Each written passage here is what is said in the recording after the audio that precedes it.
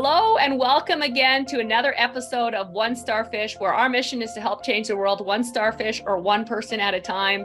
I am really excited for our guest today. As always, make sure to rate, review, subscribe, share, all that stuff. But our guest today, Sarah. Sarah lives in Arizona. I just getting to know her, but she left home at 16. She had a son at 19. Went to college still, did her master's degree. So, even then, I've got to say that's a determined sign. Got married, did the stereotypical what you're supposed to do situation. However, it was an abusive marriage. A couple of years ago, she looked at her life. Her kids are all 18, and she said, maybe there's something better out there. And we're going to go into that story. Now she does lunch bags online. All of her links will be, of course, in the show notes. But so excited to get into this, Sarah. Thanks for being here. Thank you, Angela. My pleasure. Awesome. So tell us a little bit, your story. What caused you to shift a couple of years ago? Was that just before kind of the world shut down, or what were some of the catalysts? It was before. It was right as that was going on, but I think that was interestingly, that was not the catalyst. That was really just coincidental timing of it all. No, it was a culmination. So I grew up really fast. I moved out at 16, as you said, had my son at 19, still did the college thing, had a good career, got married pretty young as well. That was, less than ideal situation. And then as my kids were aging out, as I was approaching empty nester status, I suppose you could say, I'm looking around and it was like, I'm 38 years old at that point. This is 2020. I have 3 kids that are, one's off to college, 2 are aging out, one's getting ready to go to the military. And I, at that point, was also at the peak of my tolerance for the abusive marriage I was in. And everything just felt really bad. It was just a really, really weird place to be in. And I know they say that too, that when you hit empty nester status, you kind of can, some parents don't bode well with that just because you're used to parenting and now you don't have any kids at home. And I had all these other things on top of it. And I didn't want to be that person that, hit a midlife crisis or just went and became negative and everything about life sucked. So I looked and I'm like, well, I got 2 options here. I can either go into this like existential crisis and, double down on this misery that I was feeling at the time, or I can just blow up my life and reinvent it. And I went with the latter of just blowing it up and starting from scratch in some areas. I got a divorce, sold the family home, downsized significantly, from a materialistic standpoint. And that was an intentional strategy so that I could rebuild in the ways I wanted to do. So I downsized in order to really just start building up this business that I do, quit my job. So on top of all these other changes, I quit my job too in pursuit of these changes.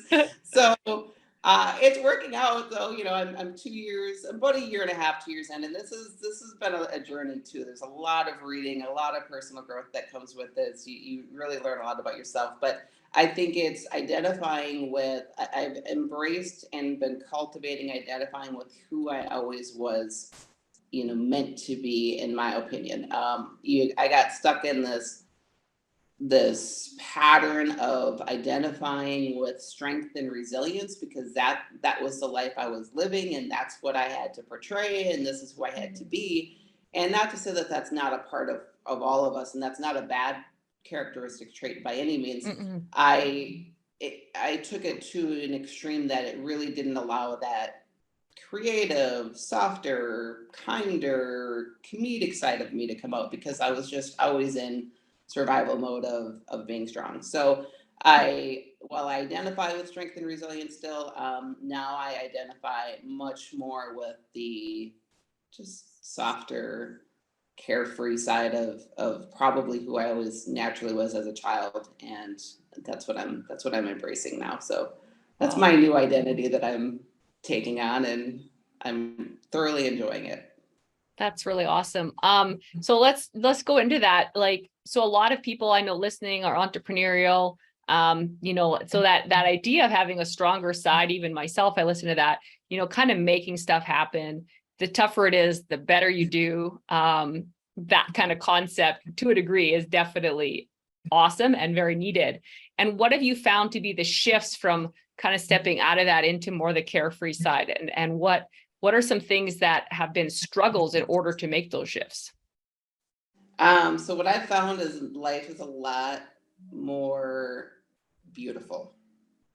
I've learned to just look around me and just appreciate the smallest things. That can sound kind of corny, but it's like Hmm. it can literally be the birds chirping in the trees every morning. Things I just overlooked before. And when you start to notice those things, and then you really make a point to live in that moment, you start to notice them more and more and more and more, and then you realize everything's actually really beautiful. They're like, the world is not as bad as what it's portrayed to be, whether it's in our own minds or in the media.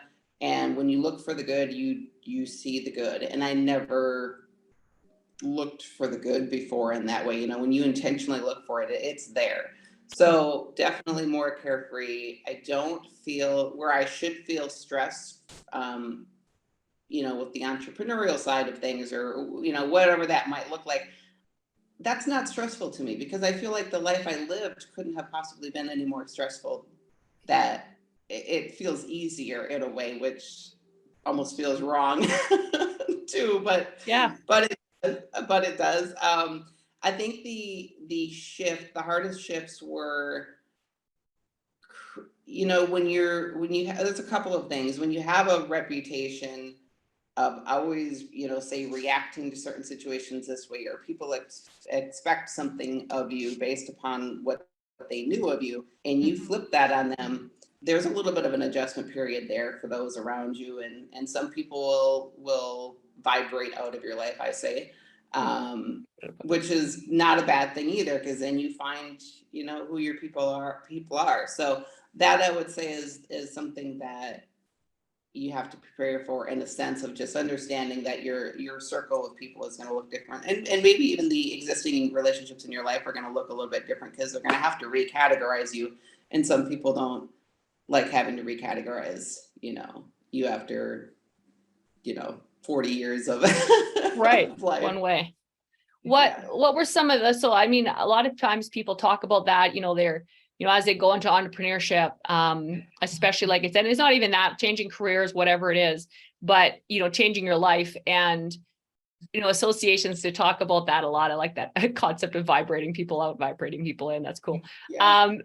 But like, people are like, well, I don't want to cut people out of my life. Did you ever kind of go through that, or was it more of just a vibrate out? People just kind of It's more of a gone and vibrate, but it's definitely more of a vibrate out. A couple exceptions to that. I have a couple of family members. I have a very large family, so when I say a couple, that's pretty small number. percentage wise is small. Yeah, percentage is small, but there are a couple scenarios where a couple of family members, what I found is, where I was really close to them, and then as I'm making all these changes, wasn't so close to them. It became I realized that the closeness was probably more built in a state of negativity. Like, my life was, I say shit, but it was more shit because of the marriage. I was in a really, really bad marriage. So, that naturally seeps off into the way I view the world. Mm-hmm. And I think that's why I was as close to them, because they're very negative and in very dark places themselves. So it's like, oh, we got along really well, not knowing why we all got along really well. And then once I made those shifts out, I'm like, whoa, this is painful, even being on the phone with these people. So there are a couple where I do very intentionally keep an arm's length. Yes, because that negativity is now that I identify it, I see it and can feel it, and I don't like it, so I just keep it away. So those were intentional ones. Another one, it's kind of like there's some people, at least for me, it's like you want to bring them along on this journey with you of like self-improvement, and life can be amazing if you just do the work and see it that way. And not everybody's ready for that. So then there was, another relationship where I did, there was one where I did have to make a very intentional phone call and just say, this isn't working for me anymore. But for the most part, it was, they just kind of vibrated out. Vibrated out. Oh man, that's awesome. And then through that though, like, what have you found that's vibrated in? What has been some of the things that have come into your life? Because when you get rid of something, then something normally fills its place, good or bad. That's always how it works. So how have you found that? Okay, so as far as existing I'll kind of break that down into two areas. Existing relationships with the good people are much deeper. So, that's one thing I've found. They're deeper and there's more meaning behind them. And then the other one is kind of like they say, you attract what you are. And I never believed that before. I was like, yeah, okay, but I have found that being a more joyful person, living life intentionally, it has brought in good people. And whether it's through Arate or even just conversations in a Starbucks or conversations with people at the gym, I am much more, my guard is down with the new identity, so to speak. So it's like it attracts people naturally where you can just have more organic conversations that never occurred in the 40 years prior to my life. And I always just thought it was because all people suck. And the reality is I probably was the one that sucked, Right, because we attract who we are. Yeah. So I would say that's where the reality of them vibrating in happens, because you're giving off a different energy. And I'm more open to it too, because now that I see that the world is beautiful and people are beautiful and it's not all evil and bad and malintentions, it attracts to you. And I'm also, I don't have this guard up. So now I am even willing to engage in those conversations and have, just strike up a conversation with a stranger. I would have never done that prior to a couple years ago. So, wow, that's awesome. And then, so before you got in, like a couple of years ago, was a shift. Was there some, obviously the relationship, was there someone that says something? Was there something you read? Like, where did that, seems like 2 years, something happened. So it was for years. I would say since about 2015, I've always listened to Andy Frisella and Ed Milet, and a lot of the other ones, but so it was always lingering there. I never acted on it, and some things I'd hear and I'd really resonate with, and then other things I'd be like, yeah, okay, yeah, whatever, didn't really. So, the seeds were planted, I guess you could say, for 5 years prior to that, where you don't even know they're being planted. That makes sense. It's subliminally in the back. And I also had seen cases around me where people would go through a divorce, kind of hit that same point I was approaching, and empty nester status, and they just fall off the deep end, and they go into depression, and they go into, what is my life going to look like? And they never come out of it, and they're just very negative. And I had seen those cases, and I'm like, whoa, I don't want that to be me. I really don't ever want to find myself in that place. So to not find myself in that place, I also knew I was going to have to take some intentional movement away from that.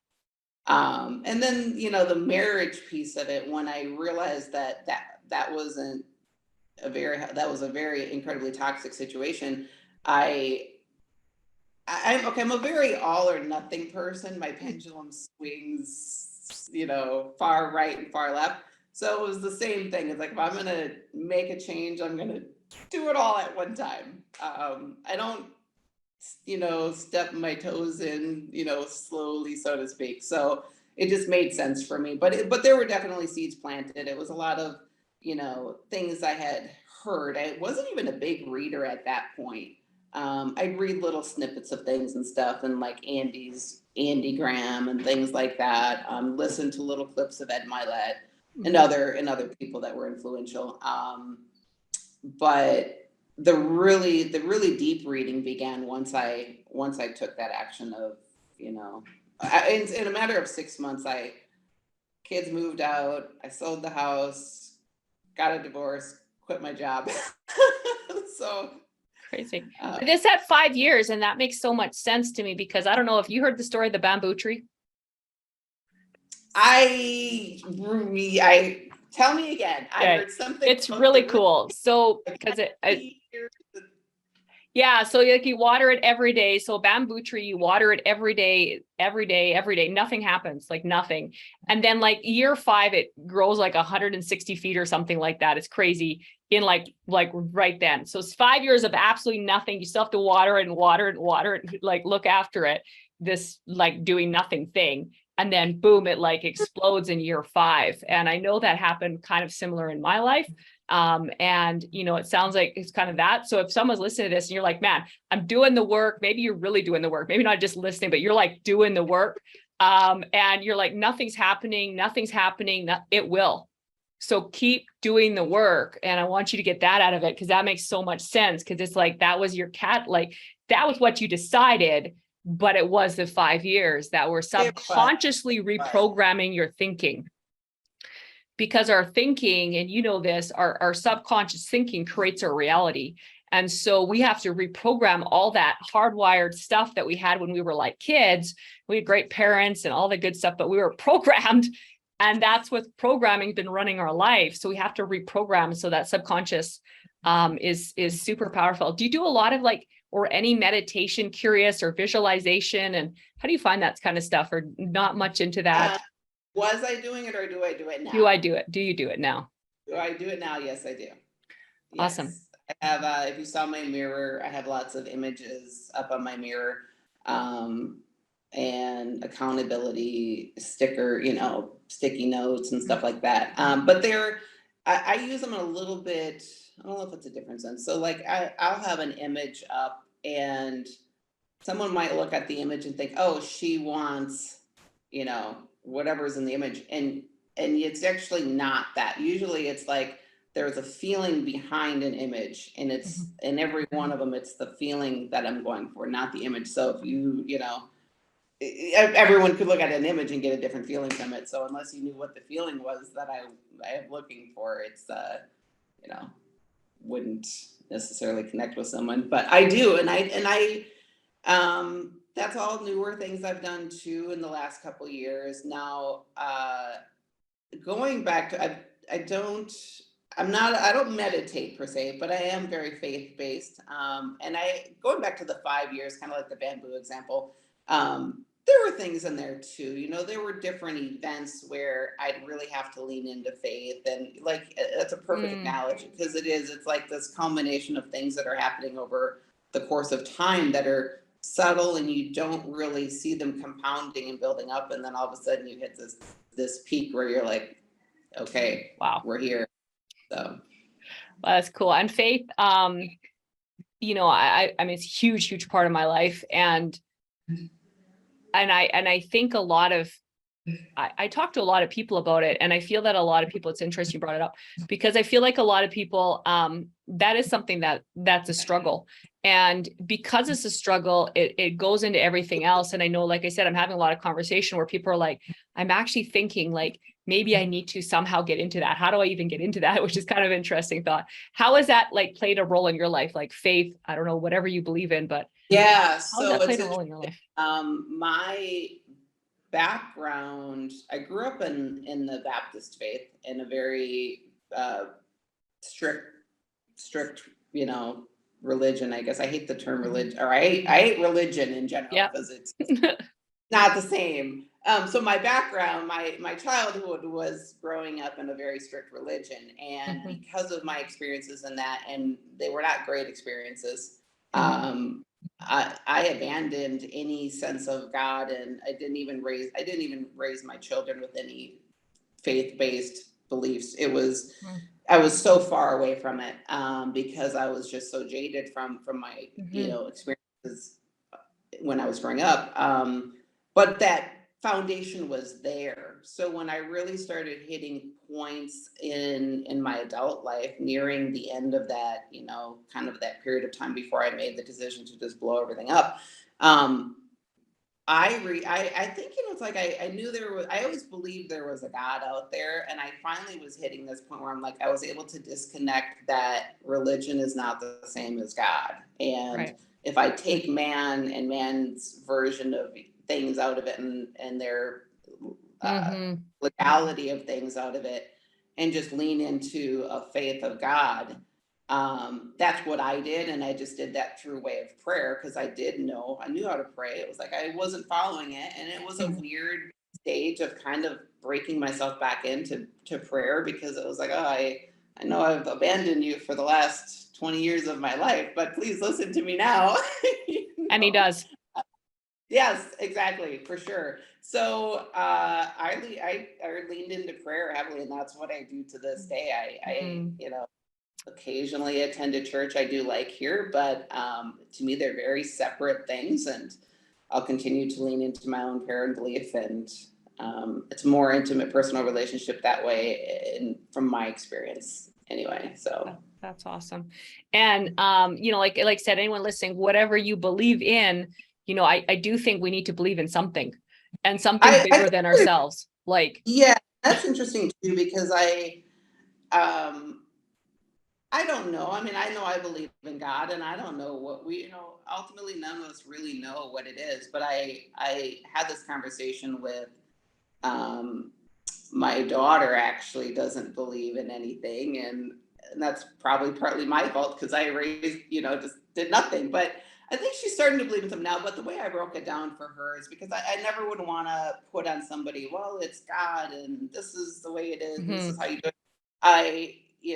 When she was struggling, I said, for me, when someone's struggling, you have to reach outside yourself, because mhm, that's, from my experience, it's the only way you can really get 100%. some healing and answers. So how I broke it to her is, I said, I know you don't believe in this, but do you believe in something higher than yourself? Whether you want to Mhm, call it energy, the universe, mhm. and she's like, well, yes. I'm like, okay, then look at it that way. And I would say, just start talking to the universe. If it's the universe to you and it's not God, if that's you in private and in your own Mhm. place, and you're feeling this way, just break down crying and speak to the universe, and that's how I would, the I agree. suggestion I would give anybody. It's because You gotta get in touch with, I go to Dr. Joe Dispenza clinics. I've been to one, and he talks about the source, of course, but like the source, of course, but you got to get closer to something that's bigger than you. And, and I believe that's like, that's a massive yeah. strength and a power. And religion itself is not, but faith definitely is. And I find that Yeah. pretty much everyone that is making a big name out there in whatever industry they're in, doesn't really matter. They all believe in something higher than them. And like almost all of them, I'm not going to say all of course, but I believe almost. You're right. I've noticed that myself too, and it's really. I think I was surprised by that, because again, I grew up with this. It's this way only type religion, and then I'm like, no, it's not actually. Yeah, religion is not the way of, and I like obviously believe in Jesus and God, and I don't believe that's religion is anyway. We'll go. That's a whole different ballgame. Right. That's a We're on the whole. same. We're on the same wavelength, I believe, which is awesome. But if you're listening to this and you're like, I don't know what I believe in. Well, maybe take some time and think about what you believe in, and think about something that's higher than you, because we're all here for a purpose. And I believe that 100%. And like, you're here for a purpose. Whoever's listening to this right now, you're here for a purpose, and maybe you don't know what it is, but there is one, or you wouldn't be here. So, really think about that, and think about like what, a higher power. And so you got into personal development, you're at RTA, associations are changing. Where do you see kind of the next, this has been about 2-year journey. Well, 7 years, I guess, if we go to the pre-workout part, I guess you could call it. But now where do you see this going in the next 5 years? What do you feel your big purpose is, your big why? What drives you? What gets you out of bed in the morning? Yeah. So where I think my purpose is so obviously I'm building this business. The business is uh, I love that, but it's the means to an end for me. I want to blow the business up, because the better I do there, the more impactful I can be in the other areas of life that I ultimately want to be impactful in. And that is specific to women.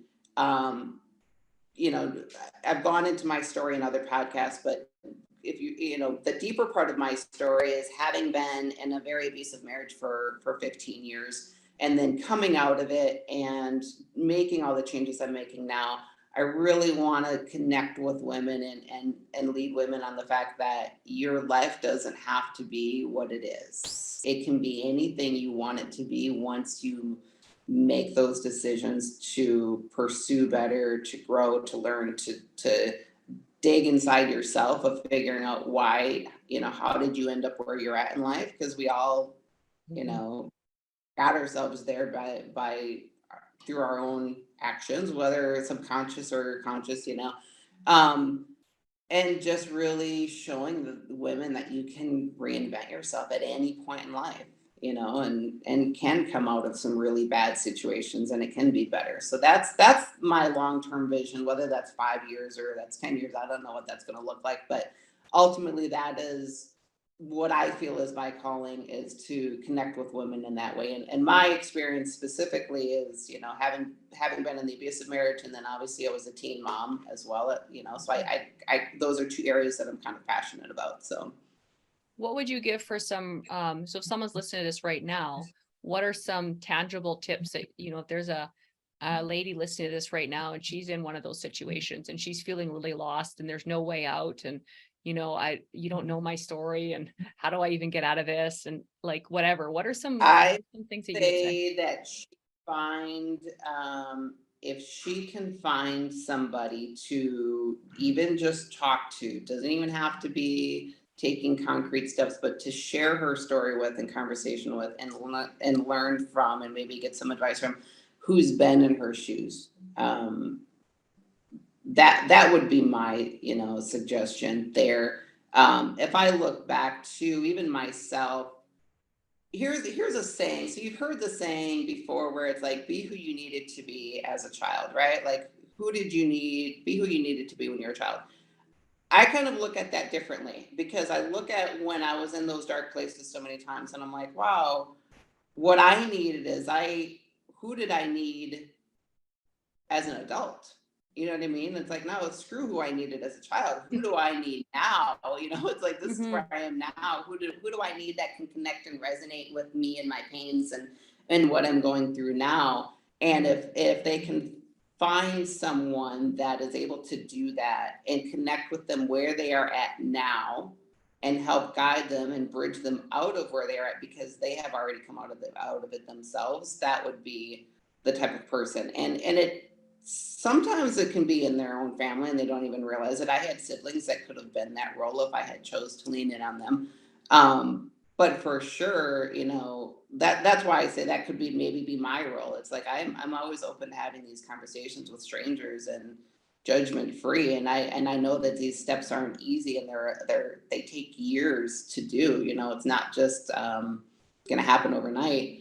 And that's where I kind of would see my role long term. But that's what I would say, is they need to find someone they can just feel they can talk to judgment free, because they're not going to make changes right away, but at least start talking. And just the more you start talking about your situation, the more it brings light and clarity to yourself in that this isn't right, this doesn't feel right, versus just avoiding the topic with yourself altogether too.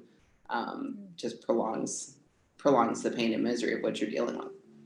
So if you're listening to this, you know, feel free, and like slip in the show notes, obviously, reach out to Sarah, reach out to me. I haven't been in that situation per se, but I'm here to listen. And Sarah has, for sure. So I know she's happy if you know, want to listen, you know, reach out to someone and chat. That's a great recommendation for anyone that's listening. And then let's say you have someone that's kind of coming up and they're starting down that road. So like, think back to your 16, 19-year-old self. And what are some tips you wish that someone had given you back then? Life goes by fast. So I would say to really appreciate what you have when you have it, and don't rush for more. I look and I was always pursuing more because I felt this pressure of providing for my son at a level of what older married established people were. And I felt that pressure at 19 because I didn't want to be that statistic. So I rushed into always trying to have more. And when I look back, I was, the needs of myself and my son were more than provided for at 20 years old, at 21 years old, whatever. And I just rushed through things, always seeking more. And I would like to take those things back. I mean, and just enjoy. That's where I think, especially young moms, I think we try to rush to get, and instead of just embracing the moment that we're in with our kids. And that could probably apply to any age. I just know I felt the pressure of it a lot greater because of my age. Right. That makes total sense. It's good. Don't rush it. And even, and that if you're another area I look at there is too, is if you're single, and I think a lot of teen moms probably are statistically single. I know I was. I felt an additional pressure of, well, I need to bring a man into this child's life because I can't raise him as a single parent. That's not good for him. It doesn't look good, all of those things. And I put a lot of energy and focus on trying to not be single, not be that single mom. And I see the same thing with young women around too. And that's another area that I would really just enjoy your singleness with your child. That is the best thing you can do for your child or children or whatever that is just be present as a young mom and let the cards fall into place as they will over time. Don't rush it, don't seek it, and that's easier said than done too, but that's something I feel very passionately about based upon the mistakes I feel I've made during those years. Yeah, and I've seen that. And even if you back up even before that, before your son came into the world, for you to have a child at 19, what were some things that you might have changed if someone's starting down like that, to have a child at 19 path of I don't know, was it peer pressure? Was it acceptance? I know for me, I kind of had a thing of they all love me. What were some of the thoughts kind of back then? As far as what got me into the situation of even being pregnant at 19, for sure. I grew up without a dad in the home. Okay.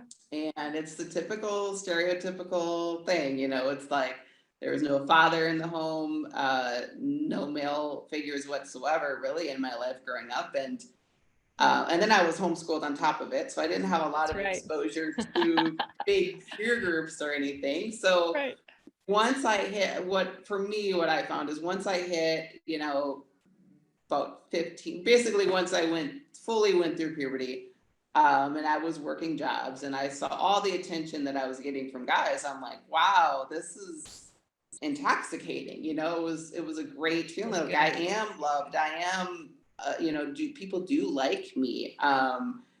And yeah, it's very stereotypical and I liked that attention for sure. I hadn't been used to. That was where I got some worth from it. And that was really definitely what led me down the path of finding myself pregnant at 19 in irresponsible ways there. So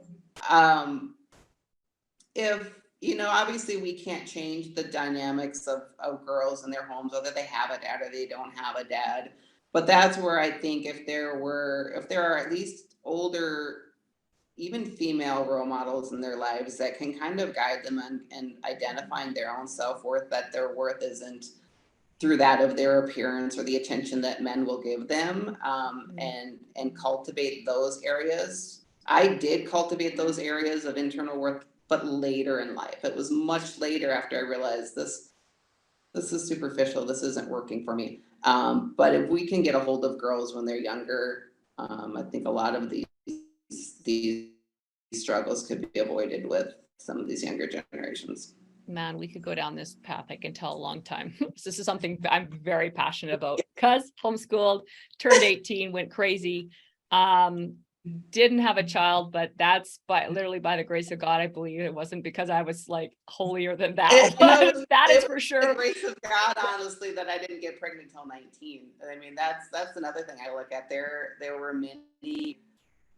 I should have been pregnant at 16, we'll put it that way, and 16 or 17 or 18. So the fact that it wasn't until 19, I think that, if we're looking at the divine timing of things, there's probably a role in that.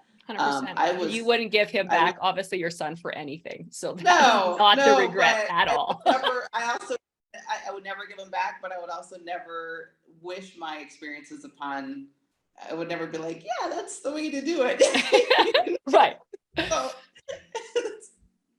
yeah, like I said, it's something I'm also very passionate about, and so I'm excited to see where maybe we can help some people. So if you're listening to this and you're younger, or you know someone younger, and when I say younger, I'm like 25 or younger. For me, is still younger now, 30 or younger. We're getting up here. So, but if you're dealing with that, it's still something I work on. Is that our acceptance does not come from a male saying I'm beautiful or whatever, or female, because I think some women didn't get it from their moms. I mean, I think it can be multiple. It could come from a lack of multiple sources. Probably more prevalent when you don't have it from a father figure. But there's so many other areas. If you could just get young people to focus on, what they're really good at, what their passions are, and then they'll start to find that become more confident in those areas, and then this other stuff just doesn't even matter, and it's almost probably becomes laughable at that point if they are confident enough in themselves. That totally makes sense. All right, well, I'm watching the time, so we'll have to wrap up. We'll definitely come back to this again another time, but when wrapping up, we have 3 final questions, and then anything you want to I know you have something you wanted to leave the listeners with, so 3 final questions. So let's say you have someone that is looking for their purpose. What is one sentence that you would say that would help them?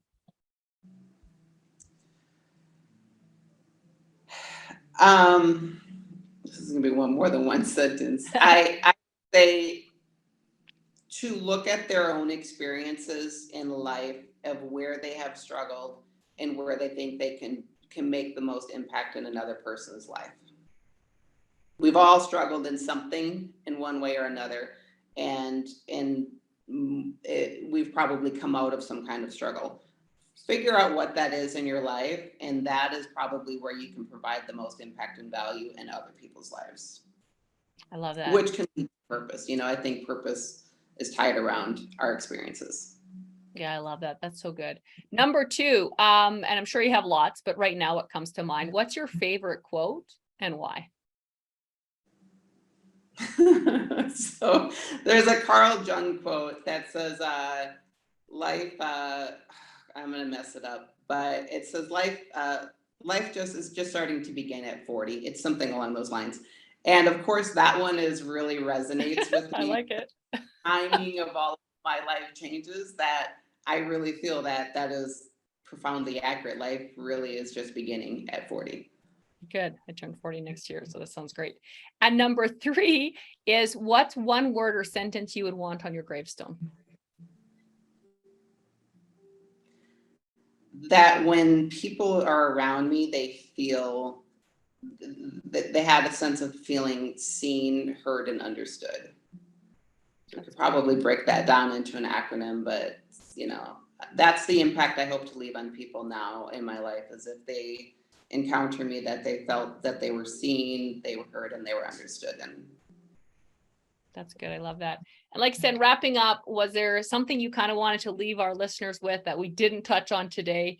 And I know you had some final things you kind of wanted to share. I did. So we've talked about this identity transformation, and I think you already hit on it too. And I am such a believer in the fact that our identity controls the quality of our emotions and our relationships and our self-worth and everything. And there's a book. So I was working on this prior to this book coming out, but the book really hit on it in a very good way too, which is The Power of One More, it's called. And I have several copies of it because I love it. And I've been giving them out. So if you have listeners that want a copy of this book, I would gladly send them one for free. I'll even pay the shipping. They just have to message me. If they send me a message with their name and address, shipping address, wherever they want it sent to, I'll get one out to them. And there is a chapter in there very specifically that's called the One More Identity. So if someone's looking at making some life changes, there's many great chapters, but that one specifically, is relevant to what we're talking about today. Wow, that's so generous. And the book is absolutely incredible. So like I said, reach out to Sarah if you're wanting a book with your address, and then, make sure that you're sharing from that you're sharing. Hold on a sec. Okay. So yes, make sure to reach out to Sarah. And then if you do get the book, make sure you share some of your content. Like, what did you learn from it? I would love to hear. I know Sarah would love to hear what your takeaways are, what's impacted your life. If there's something that, really resonated and helped you shift your identity. I mean, I would love to hear that. I know Sarah would love to hear that. So as always, make sure to rate, review, subscribe, share, all of the stuff. Definitely follow Sarah and chat with her if there's anything she can, give you for ideas or advice. And thank you so much for being on the podcast today, Sarah. Thank you, Angela. My pleasure. Awesome. Let's go out there. Let's change the world one starfish or one person at a time. We change one person at a time, we can change the world.